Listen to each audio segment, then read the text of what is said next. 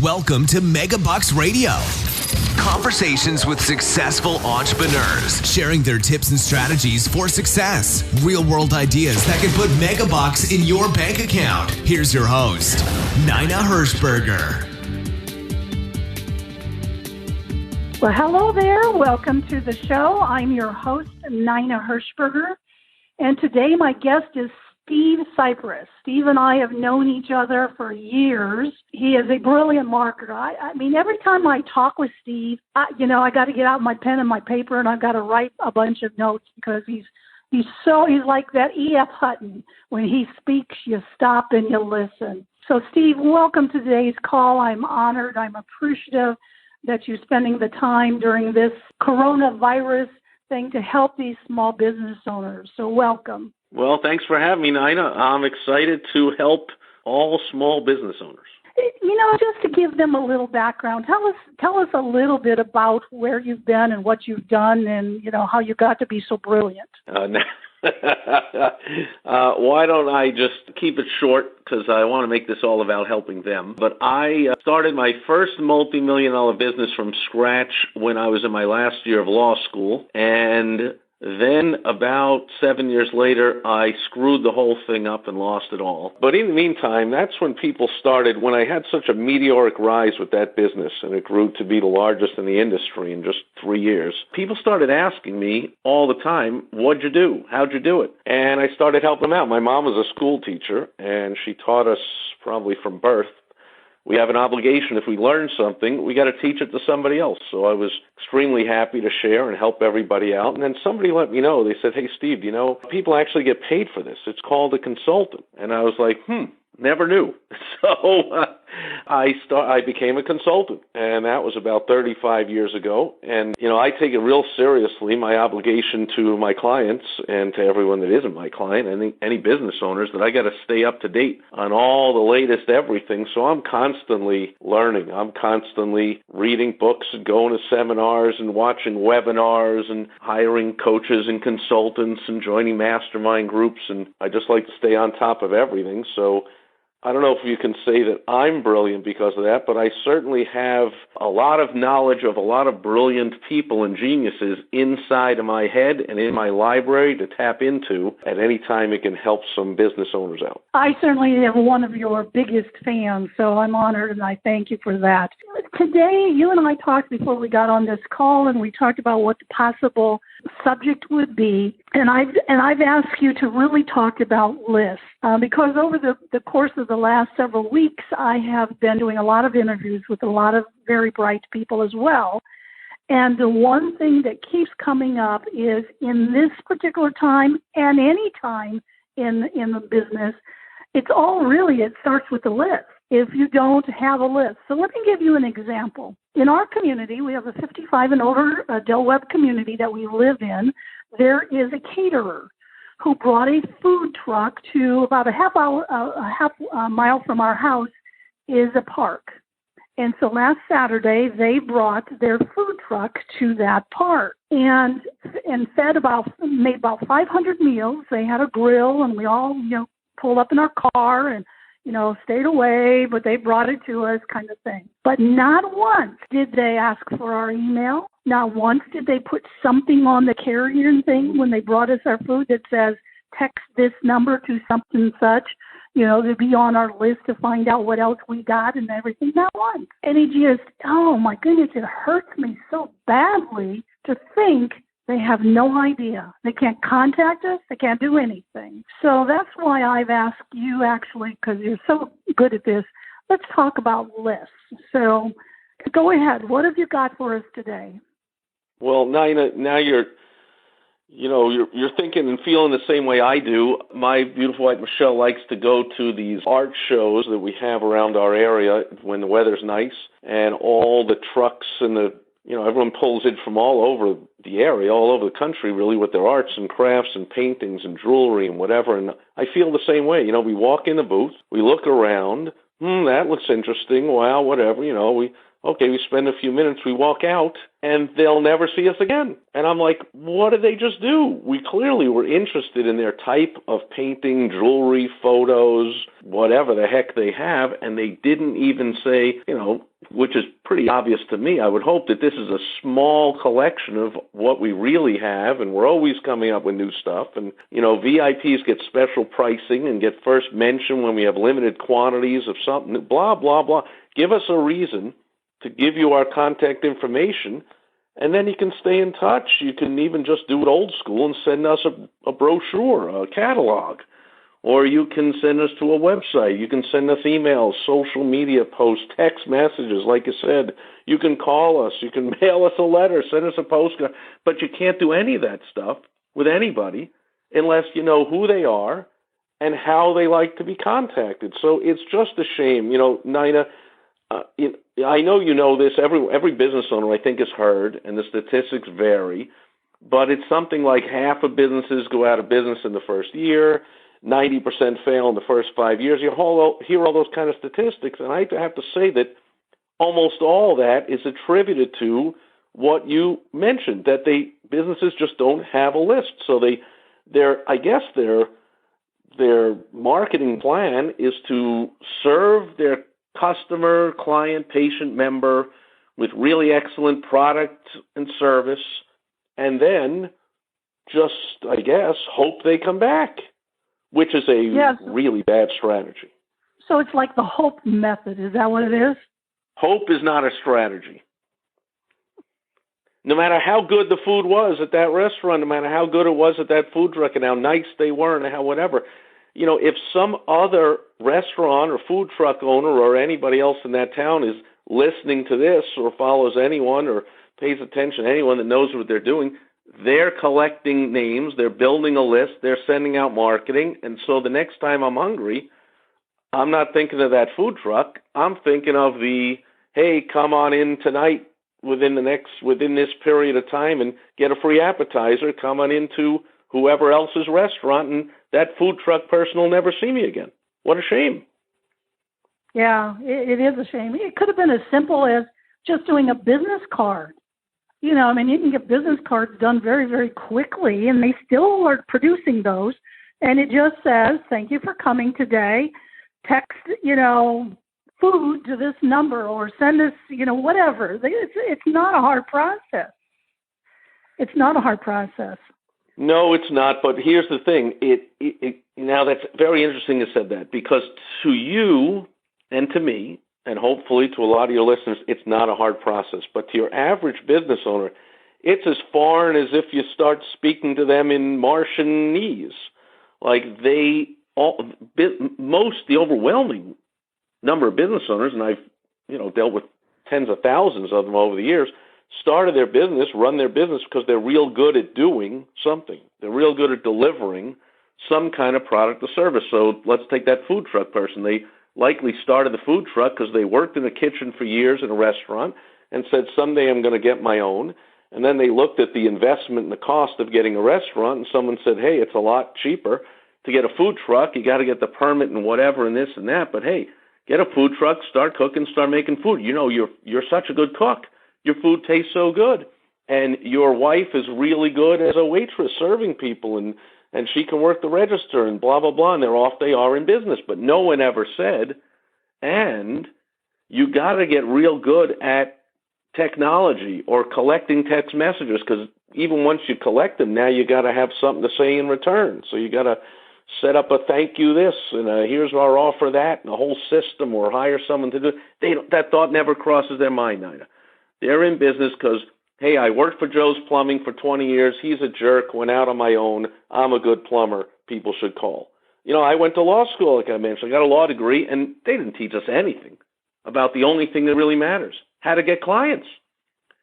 So lawyers are taught, if you study hard and get your degree, and if you're a good lawyer, you put out the shingle, and, if you build it, they will come.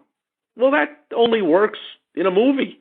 Like, that doesn't work in real life. So lawyers, doctors, plumbers, restaurant owners, doesn't matter what kind of business you're in, if you're not doing any kind of smart marketing, you're going to find real quick that it doesn't matter how good you are at the doing of your business, and you need to start getting into some advertising, marketing, sales strategies and systems, or else you're going to go back and have to work for somebody else. Well, that's even more important right now. I mean, obviously there's going to be a lot of businesses that won't make it through this process. I talk about the fundamentals. Again, list building is a fundamental in my book.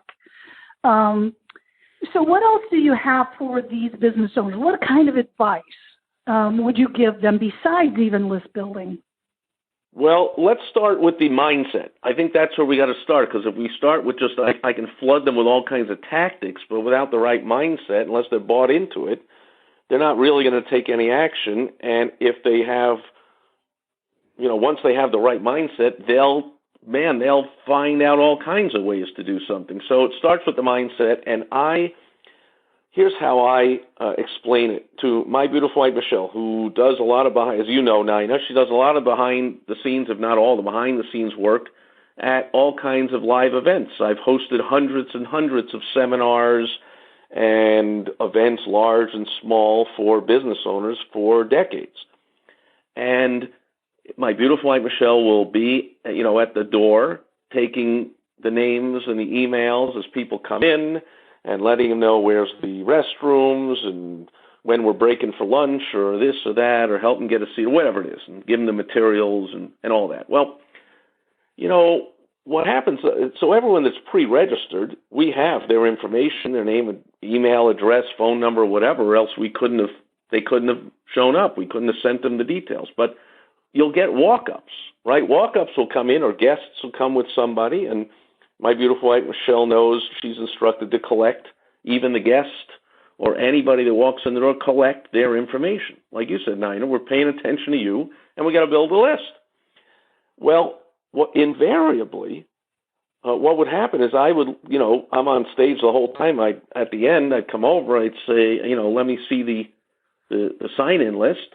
And almost invariably, at least one of the emails somebody had chicken scratched out on the form we can't make heads or tails of. Because an email address is not like a home address, right? It's not like the mailman.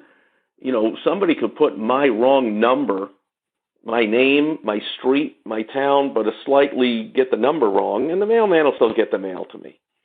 But you get one letter or number wrong in an email address, and it's gone forever. You have no chance of getting that to the person. So I would look at my beautiful wife, Michelle, or the other people helping out at the door, and I'd say, we didn't get that contact information, and I'd have this saying, and hopefully that's a long preface to this saying that hopefully helps your audience understand the mindset behind list building. I said, the only reason to host an event is to follow up. That's the saying. The only reason for that food truck to show up and serve those meals is to follow up. If they understood that, they would change their tune immediately. They would say, oh, okay, I understand. We cooked some food. We spent $300 in food costs. We came out with $1,000. There you go, $700. But wait, I got to remember what Steve said.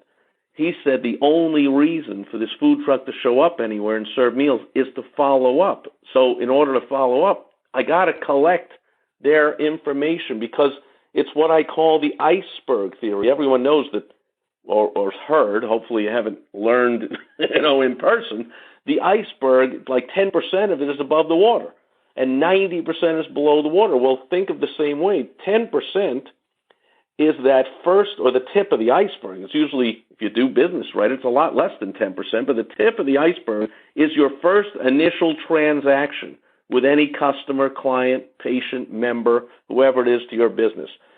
If you don't follow up, if you don't collect their contact information and follow up with them, you're likely never to see them again, which means you missed out on the vast majority of revenue and profit that you could have gotten from that person, that couple, that relationship with them over time.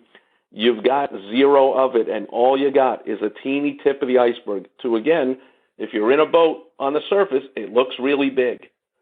And so that's all business owners look at is making that sale, making that sale, making that sale, making that sale. They see the tip of the iceberg. Only the advanced business owners that are going to succeed and not be one of those 90% that fails, Nina, they understand your fundamental saying that I must build a list. That's the 90%. That's the vast majority, probably 99% of where all the money is made. Somebody comes to a restaurant, you enjoyed that food in a restaurant, and the next Friday you're going out to a different restaurant because they did some smart marketing and made a special offer to you, and you'll never return to that one instead of going to that restaurant, say once a month for the next 5 years, however long you live in that home. That's 60 meals. So they made the profit on one, the tip of the iceberg, and they missed out on 59 more. And it's not even just 59, because when you have a good meal in the restaurant, how many people do you tell? People ask, hey, any good places to eat, especially with social media now. People post it like crazy in their Facebook community groups and their neighborhood groups. Oh, yeah, this place over there. So it might be a lot more than 59 meals you missed out. It might be 150. Who knows what it is, but you're missing out on the vast majority of revenue and profits if you don't collect information and follow up with the people that do business with you. Simple as that. Yeah, that's, we talk about it being the lifetime value of that customer. Right. If you understand that iceberg theory, what you're saying, that lifetime value is underneath the water. So it's a mindset, Steve. So the mindset shift is that iceberg theory, is the fact that this isn't just a transaction. This is a customer. This is a client. This is lifetime. Is that the mindset change? It is. I had a mentor that taught me that there's two things to think about every day you're in business. He calls it present bank and future bank. So the present bank is what we're talking about, the sales from that one afternoon with the food truck in the park. But the future bank is all the future business you could get from people that will now come into the restaurant or ask where's the food truck going to be next week, or tell other people about it, or order off a website. Maybe they want delivery. Maybe they just want to get your sauce. You bottle the sauce and put your own label on it. You can make money that way. You can sell T-shirts. I mean, whatever it is, any type of business can have future bank. And so there's two things you think about when you cash out the register every night. You look at the amount of money and you say, that's the present bank. But then you say to yourself, and you make a big smile when you're building a list and doing it right, and you say, wow, we put $5,000 present into our bank, but we put $45,000 into our future bank. What a great day we just had. Because you have a follow-up system in place where you're going to send them a series of emails, text messages, social media posts, phone calls, carrier pigeon. It doesn't matter. However you get in touch with them, and all that future business, you can count it because you have a system for it. And that, to me, makes you a lot happier. Just like I say when I do a seminar. I mean, I look at the people at the front desk that collected a chicken scratch email address and say, I didn't get all dressed up and come out here and for 3 hours pour my heart out and help all those people just to never see them again. It's only because in return, so you've got to give value because people consider their contact information valuable to them. So you've got to offer value. So the value I was offering was that seminar. I'm like, the purpose of this seminar, that's the value I offered, so that when I send them an email thanking them for coming and offering them some more training or whatever else I have, they don't just delete it.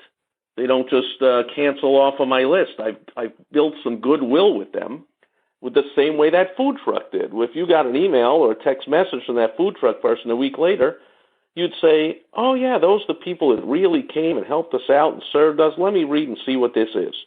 And if it says, gee, if you can't make it in for tonight's special, can you please pass this on? I'm going to pass it on because they did that for us back then. That's the reason you get the goodwill, so you can follow up and capitalize on it. If you don't, you're relegated to a life of way too much grunt work, way too much uncertainty, way too much worry. And when something like this hits, which, by the way, it hits. Okay, it can be a war, it can be a natural disaster, your whole town gets wiped out or whatever, and it can be this virus, it can be anything that hits, and suddenly now people aren't walking into your business anymore. People don't know they don't know which restaurants are even doing takeout and which aren't. The ones that have a list can let people know. The ones that don't, ouch, big trouble. Do you think through this whole process, I've kind of wondered it as I've been talking with other people that have been on this call, do you think that these business owners ought to expand? So not only think about the iceberg, but expand. So in other words, here's a good example. One of the last conversations I had talked about a teacher who a number of years ago became a tutor, and he tutors high wealth kind of individuals in Silicon Valley. Well, obviously everybody is quarantined right now. His business is absolutely exploding because they're all got these kids at home and they need to be tutored or want to be tutored or they want them out of their hair and stuff. But if all he thought about was I was a teacher in a classroom, he would have missed this whole thing. And now that he's a tutor and it can be online, he can have, students from all around the world. So not only that's brilliant. That's what I'm well, thinking. And as you well know, Nina, it's not just during this downturn that his business is booming, but, hate to break it to anyone that doesn't realize it, but the world is not going back to the way it was. It never does. It's not going back. So some people are hunkered down and crawled up in a fetal position in the corner and, hoping and praying and wishing for a government handout or a grant or a check or a loan or whatever you want to say, or for this whole thing to end on Easter or tomorrow or whatever.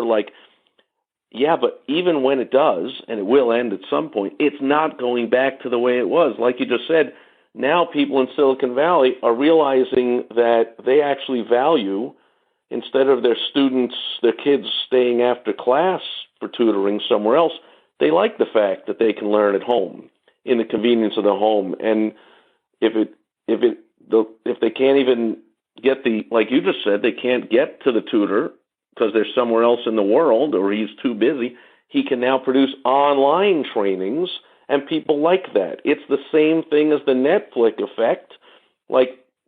People still go to movie theaters, but so many more people enjoy sitting in my comfortable chair, eating the food I want that's not overpriced, going into my bathroom instead of standing in line for some bathroom down the hall and whatever and missing half the movie. I put it on pause. That's how people now like to watch sports, like to watch movies, and now they're learning that's how they like to eat meals. Hey, we like the fact that we can get our favorite food delivered. I never really thought of this, and no more going to a restaurant and, it's a 45-minute wait at the bar, and then you sit at your table with somebody loud and obnoxious behind you, and then the waitress isn't good tonight, and none of that. I like being at home. Again, my comfortable dining room table, my comfortable bathroom, my kitchen here where I can get anything else I want to eat or drink and eat with, not my plates and my forks and my glasses and in my home and without the crowds. And even if only 10% of restaurant goers say, I'm not going to restaurants as much anymore, I'm going to stay at home, that's a 10% drop for the restaurant industry. Well, that's going to happen in all kinds of industries. And now is the time in the downturn to get prepared for it. So if you haven't built a list before, now you really want to do whatever you can to not only build a list, but also think about, like you just said, Nina, the transition of your business to deliver your products or services, not in the way most convenient to you, in the way most convenient to your prospect. That's what really matters more than ever. Yeah, I've watched for the number of years this repurposing transition. One of the best examples I give is chocolate chip cookies. We would think, okay, we'll make chocolate chip cookies. Well, now you can get chocolate chip ice cream. You can get chocolate chip cookies with cookie dough in it.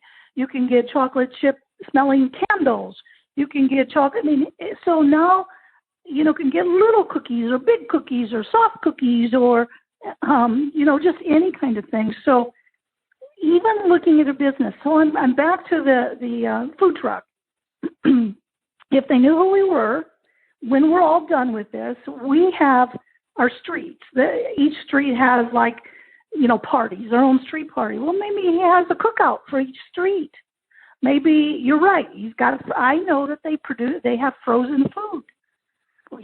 Wouldn't be nice. Wouldn't have been nice if I would have had a menu, what their frozen food was or anything like that. So they've got to begin to think differently, don't they? I always say it's who you hang out with. They need to hang out with the Steve Sipress. If all you do is think about what's in your own head, I would never come up with these ideas. It's who I hang out with that you begin to think about different concepts. Well, yeah, it's like you had me say in the beginning. Saying I'm a genius or I appreciate that, but it's really based on who I hang out with. And the fact that I'm constantly hiring coaches and consultants and joining mastermind groups and staying plugged in because, that's the saying, you can't see the forest for the trees. Often I can't take a big picture look at what I'm doing in my own business because I'm too in the thick of things, in the trenches, actually doing stuff all the time. And I love when somebody wakes me up and goes, Steve, what if you did this? I'm like, geez, that makes sense. I never thought of that. Thankfully, I'm plugged in to people that can give me those kind of suggestions. So, since you coach with a lot of businesses, are you seeing anything? Do you have any really cool story about a business something's happening right now in this environment? Well, yeah, I'll tell you a story about talk about a food truck. I'll give you one here.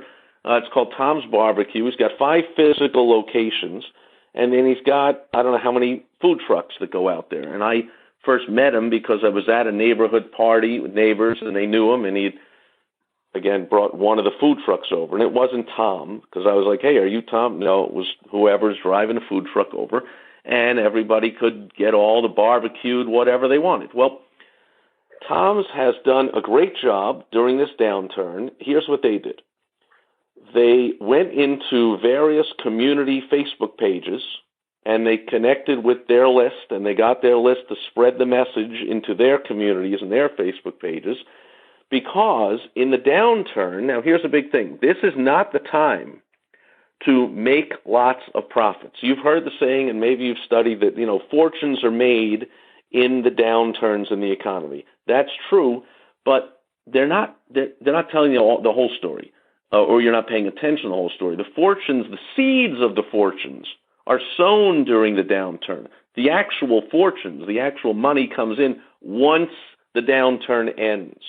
So there were stories about during the Great Depression and all the stock being gobbled up by who became billionaires later. Well, they gobbled up the stock during the downturn, and then when things turned around 3, 4, 5 years later, man, they owned all kinds of billion-dollar companies for pennies on the dollar.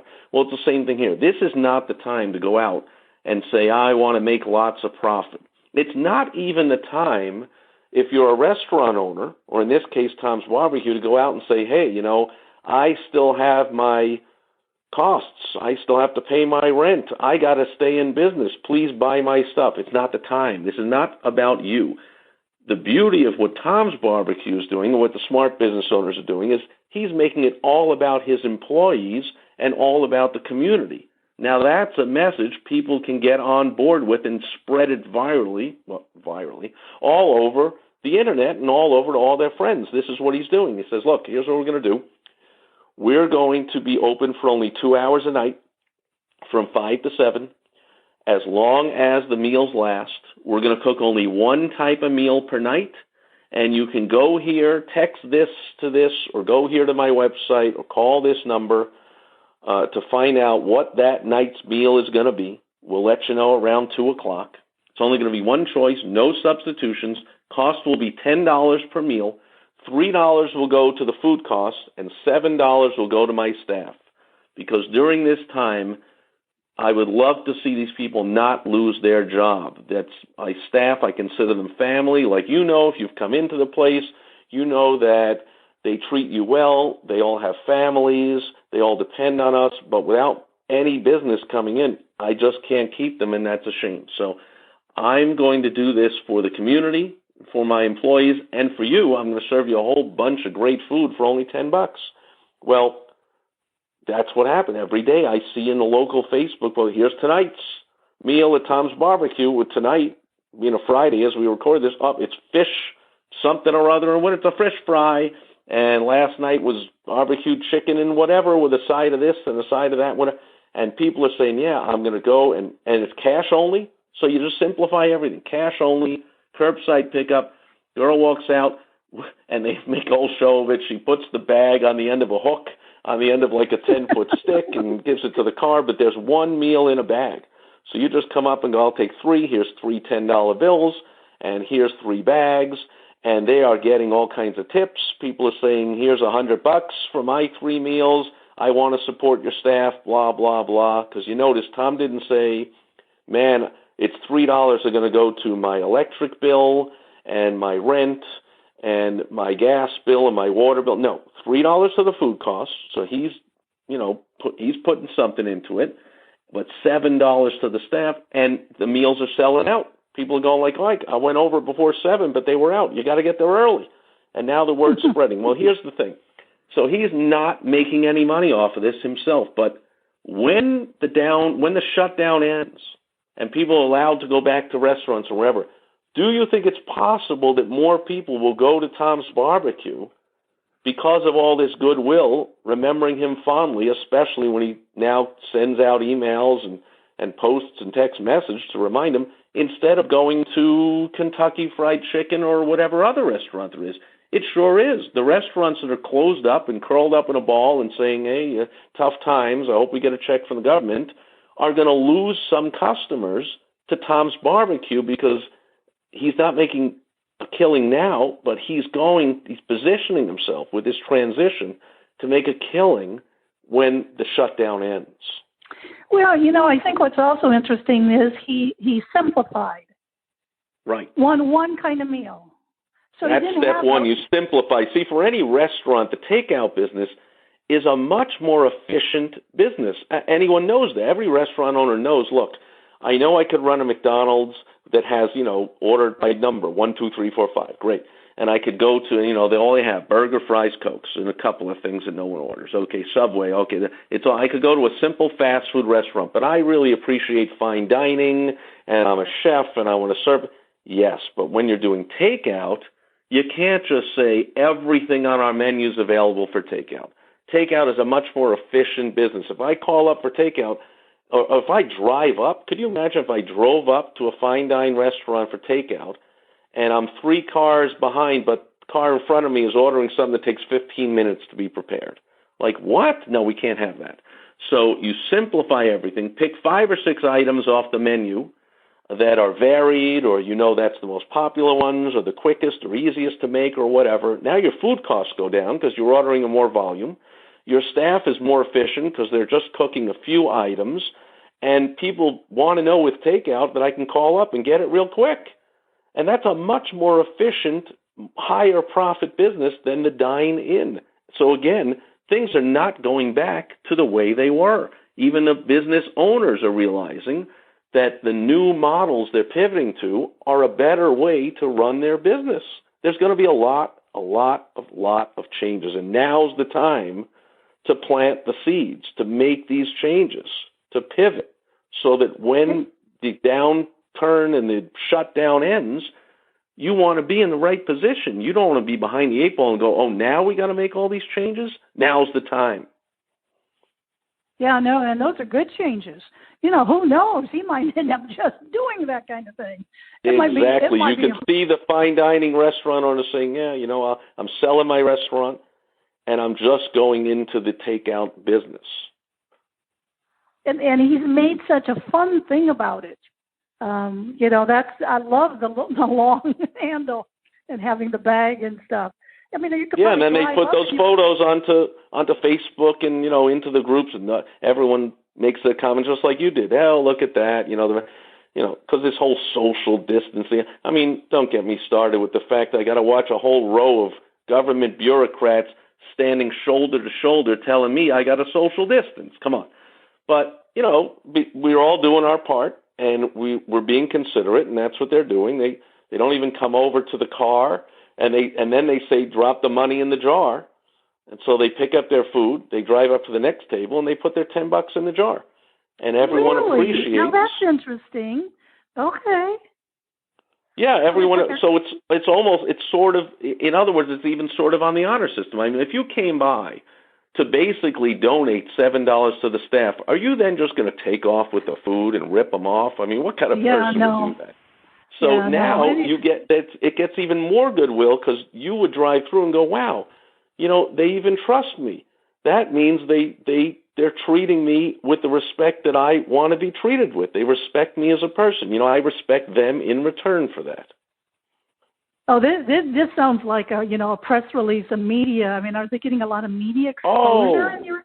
That's a great point. Don't get me started. These are all over the news. I'm seeing when I try, I just staying away from the news. But anytime I flip on the TV, I'm seeing all this stuff that the TV stations are covering the local businesses that are saying, they're open, they're doing this, and especially with the social media, like I said, it goes viral. And it's not, and all, I got to tell you, all these viral posts I see, let's take Tom's Barbecue again, it's not necessarily like, wow, that side order of mashed potatoes was fantastic. Nobody's really talking about the food. They're all talking about, like, he's doing great for the community, and it's great that he's keeping his employees in business, and it's great that he's serving us quick, and we can get a good meal, and look what he's doing. And, yeah, that gets publicity, whether it's traditional publicity that you get mentioned on TV or in a newspaper, someone takes a photo and sends it into a paper, but certainly social media, that kind of stuff gets shared all over the place. So have you and Michelle gone in that line yet? No, I'm not a big fan myself of barbecued food, but I do have neighbors that are saying, I don't even like eating out. Somebody just put a post today. It was something like, I usually don't eat out this much, but I just got to go back there and support him again. So I'm going back there tonight. Yeah. And I saw somebody else put a post into a neighborhood group and said, yeah, I'm going to swing by there tonight. Anybody want me to pick you up a few meals and bring them to your house on the way back? I'll be happy to do it. Just let me know. So he's making it a whole community. When he's giving to the community like that, he's playing right into making it a big, I'm part of your community. So even if he doesn't live in the community, he's making himself part of your community. It's brilliant, and look how relatively simple it is for him. Oh, and by the way, out of his 5 locations, only 2 of them are doing this takeout thing. So he simplified from turning on 5 ovens and having enough people to staff 5 locations and everything else that goes along with it, cleaning the tables, the bathroom. He simplified it down to 2 locations for takeout only and only 2 hours a night. And he is likely bringing in as much present bank money as he would on any given night for a whole night and for all the expenses. Because people line up and boom, boom, boom, boom, boom. They don't even sit there. Restaurants talk about a turnover.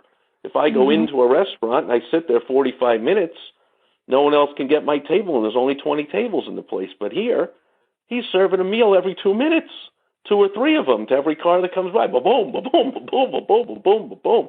That's the present bank is going well. Watch what happens when the shutdown ends to his future bank. He can go home every night, put his head on the pillow, and know, man, future bank is going to be great. As opposed to, again, the restaurant owner across the street who's sitting there going, man, I hope things come back. I hope my future bank even exists. How am I even going to pay my bills?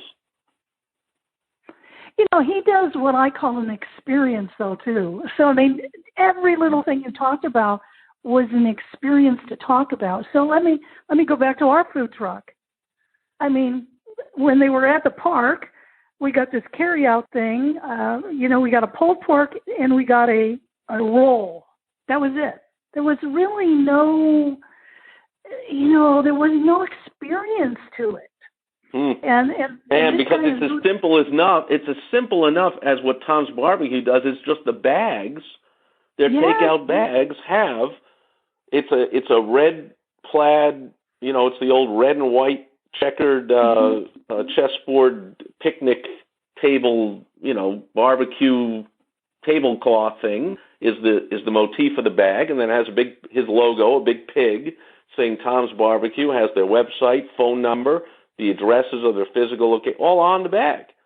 Yeah. At the very least, that food truck in the park could have done that. If they don't have cards, if they don't have brochures, if they don't have anything else, put the stuff in a bag.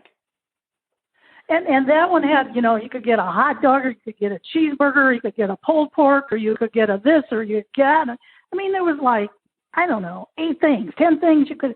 So your guys simplified. Well, then it probably had a long line with people, tapping their fingers and going like, oh, my goodness, how long is the wait? Yes, exactly. It's exactly. And then, complain because it was cold or something or other, or the roll was too hard or something. Versus we're going to have cheeseburgers at the park on Saturday. Well, that's a shame, but it brings up a good point, Nina. You can choose. It's your choice, dear listener, what to do during this shutdown. You can choose to build goodwill. Tom's is just one way to doing it. I can help you out with another, 25 other ways to do it. Or, unfortunately, you could actually build bad will. You could actually hurt yourself. And so not doing anything at all, hurt yourself a little. Doing something poorly, like going to the park to serve food and yet having everyone complaining and in a bad mood, and when they get the food in a huff going, yeah, finally, and, that's actually doing you a disservice. So you got to be careful. You don't want to you don't want to hurt yourself during this downturn, and I don't think you want to stand stagnant either, because this is the time to plant the seeds. Another mindset trick here, Nina, you got to think like a farmer. Even if you've never been a farmer, don't know a farmer, you've probably seen one in a movie or something, you understand that. How does the farmer get excited about waking up at dawn and working till dark 7 days a week in the springtime? No money is coming in.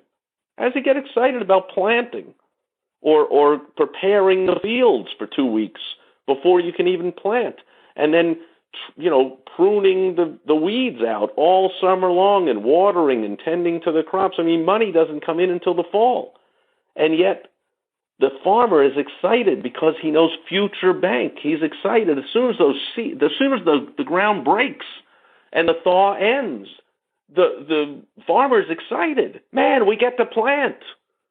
Well, if he thought about his business of farming the way you think about yours, it's a downturn right now. It's a shutdown. I can't bring in any money. I'm all depressed.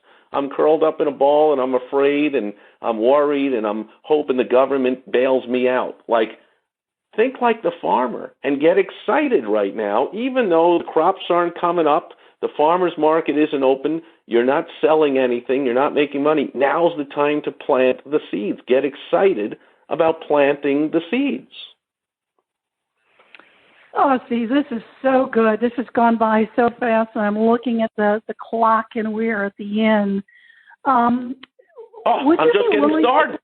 I know. Can we do this again? Let's do another one next week. Because I want to go back into more. I'd like to hear your advice for the chiropractor and for the auto repair guy and for the hairdresser. Oh, absolutely. They're pretty much every industry is changing. Yes, and to give them ideas and give them the thoughts. That would be great. So, absolutely. So we're gonna stop today. But if we could, bring this back next week, that would be terrific. In the meantime, Steve, Nina, anytime, you just let me know. How can somebody get a hold of you, Steve, if they want to get a hold of you? Well, it just so happens that I have prepared a free report that I call How to Profit from Chaos. And it's available. You just go right to my website, stevesipress.com. So it's my name, STEVESIP as in Peter, RESS. And you can get the free report, How to Profit from Chaos. Now, just one thing I just want to let people know in case they don't realize already, or maybe they tuned in late and don't know me that well. This is not about how to rip people off, take advantage of them, sell a fake testing kit, any of that nonsense.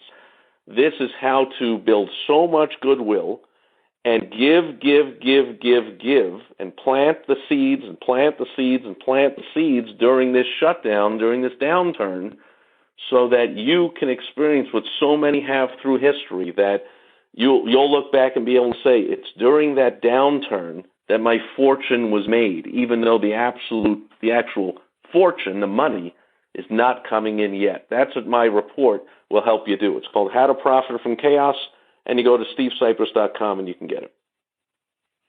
That is fantastic. That's very generous, Steve. So, again, this is Nina Hirschberger. Until next time, remember, now is the time to take that action that Steve's been talking about and create that future bank. We'll see you in the next issue. Thank you. Thank you for listening to Megabucks Radio with Nina Hirschberger. To learn more about the resources mentioned on today's show or to listen to past episodes, visit megabucksradio.com.